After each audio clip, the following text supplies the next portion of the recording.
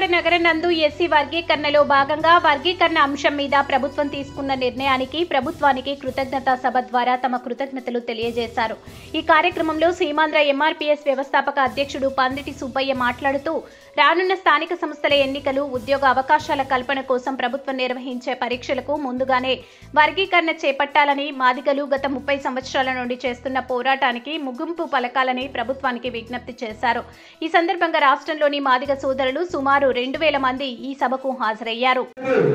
59 ఉపకులాలకి సమన్వయం జరగాలనే విధంగా గత 30 సంవత్సరాల నుంచి అన్ని మాదిగ జాతిలో ఉండే మాదిగలందరూ కూడా అలుపెరగని పోరాటం చేసి ఈ రోజు మాదిగలు కూడా ఎంతో మంది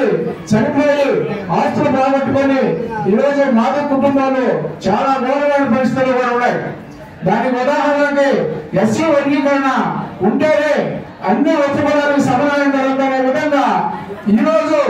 ఎస్సీ వర్గీకరణకి అన్ని రాజకీయ పార్టీల మద్దతున్నా కూడా మన నోట్లో బాధితుల నోట్లో చెల్లిండే విధంగా ఈ 30 సంవత్సరాలు మనందరం కూడా అడుపెరగని పోరాటం చేసి ఈ రోజు భారతదేశంలోనే అత్యున్నత న్యాయస్థానం ఈ రోజు సుప్రీంకోర్టు ఎస్సీ వర్గీకరణ ఏ రాష్ట్రం పరిస్థితులు బట్టి ఆ రాష్ట్రంలో చేసుకోవచ్చు అనే విధంగా ఈ రోజు సుప్రీంకోర్టు భారతదేశంలోని అత్యున్నత న్యాయస్థానం తీర్పు ఇవ్వడం జరిగింది। కానీ అన్ని రాజకీయ పార్టీలు కూడా మాదిగలకి ఎస్సీ వర్గీకరణ సబ్జెక్ట్ ఉన్నా కూడా ఈ రోజు భారతదేశంలో ఉండే అత్యున్నత న్యాయస్థానం సుప్రీంకోర్టుని వ్యతిరేకించి ఈ రోజు మన నాయకులు, ఉద్యోగంలో ఉండే నాయకులు, ఐఆర్ఎస్, ఐపీఎస్ అందరూ కూడా ఈ రోజు బయటకు వచ్చి మాట్లాడుతున్నారంటే ఇది చాలా దుర్మార్గమైన విషయంగా మేము భావిస్తా ఉన్నాం। మొన్నటిదాకా మనందరమే మానవాదులు అన్నదమ్ములమే మనందరం రాజ్యాధికారం కోసం పోరాటం చేద్దాము, ఈ రోజు అందరం కలిసి అనే విధంగా అంబేద్కర్ సంఘాలు, దళిత సంఘాలు పెట్టుకొని ఈ రోజు మాదిగలు కార్యకర్తలుగా వాడుకుంటూ ఈ రోజు అసలు రూపం బయటకు వచ్చి మాదిగలు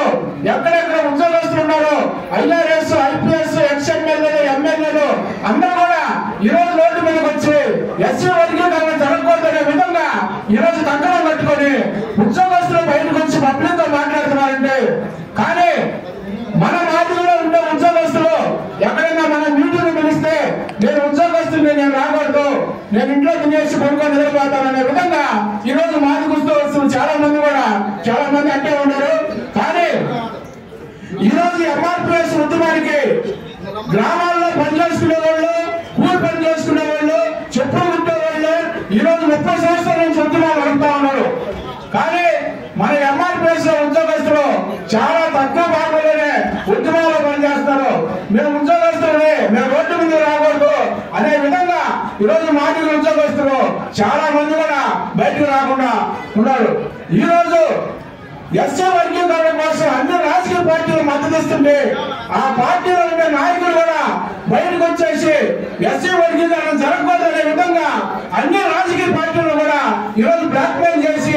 ఈ రోజు కాంగ్రెస్ పార్టీ ఎస్సీ వర్గీకరణ సపోర్ట్ చేస్తుంది, అదేవిధంగా తెలుగుదేశం పార్టీ ఎస్సీ వర్గీకరణ సపోర్ట్ చేస్తుంది। కానీ ఆ పార్టీలో ఉండే మానవులందరూ కూడా వచ్చి పార్టీలు కూడా లెక్క చేయకుండా ఎస్సీ వర్గీకరణ జరగకూడదు, అవసరమైతే పార్టీలు రాజీనామా చేస్తామనే విధంగా మానవులందరూ బయటకు వస్తే మాదిగలు ఎందుకు రాకుండా బయటకు మాకైతే అర్థం కావట్లేదని మేము తెలియజేస్తా ఉన్నాం। ఈ 30 సంవత్సరాలు చేసిన పోరాటం ఒక ఎత్తు అయితే రాబోయే ఎస్సీ వర్గీకరణ సాధించుకుంటేనే మన మాదిగలకి, మన మాదిగ పిల్లలు